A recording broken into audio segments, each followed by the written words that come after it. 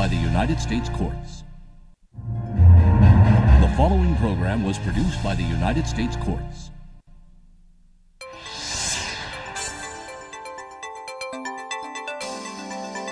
There are three main types of bankruptcy cases.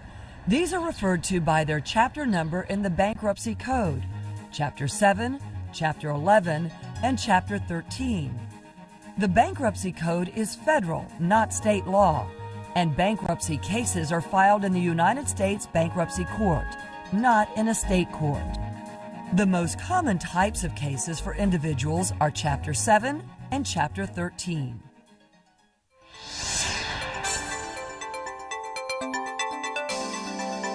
A Chapter 7 is a liquidating bankruptcy. In return for having debts discharged, meaning the debtor is no longer legally obligated to pay them, the debtor must turn over certain property to the Chapter 7 bankruptcy trustee. The law allows the debtor to keep some property as exempt so the debtor can make a fresh start. In most Chapter 7 cases, all property is exempt, and so the debtor keeps all of the property.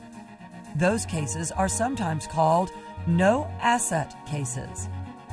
If a debtor has more assets than can be exempted, the trustee sells the non-exempt property and distributes the proceeds to the creditors according to priorities established by law. Very often, there is not enough money to pay for anything more than the cost of administration, and so the creditors receive nothing. The principal advantage of Chapter 7 is that the debtor emerges from bankruptcy without any future obligations on his or her discharged debts. Some debts cannot be discharged. For example, debts incurred through fraud or debts for child support and alimony.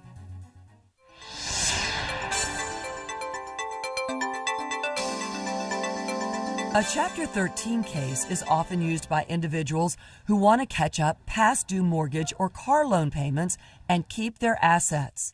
In Chapter 13, the debtor must propose in good faith to pay all or part of the debts from future income over a period of 3 to 5 years. If the court approves the plan, the debts may be settled in this manner, even if some creditors object to the plan. If the debtor makes the required payments, he or she will be able to keep his or her property. Chapter 13 can be a better choice than Chapter 7 for those who are behind on their home mortgage or their car loans, as well as for other reasons. For instance, some of the debts that cannot be discharged in a Chapter 7 can be discharged in Chapter 13. Also, the debtor can pay some non-dischargeable federal taxes over the term of the Chapter 13 plan without interest. Chapter 13 can only be used by an individual debtor, not by a corporation. An individual engaged in business, not as a corporation, might use Chapter 13 to pay debts or settle them over a period of time while he or she continues to own and operate the business. However, Chapter 13 can be used only if the total debts owed are less than certain limits for secured and unsecured debts.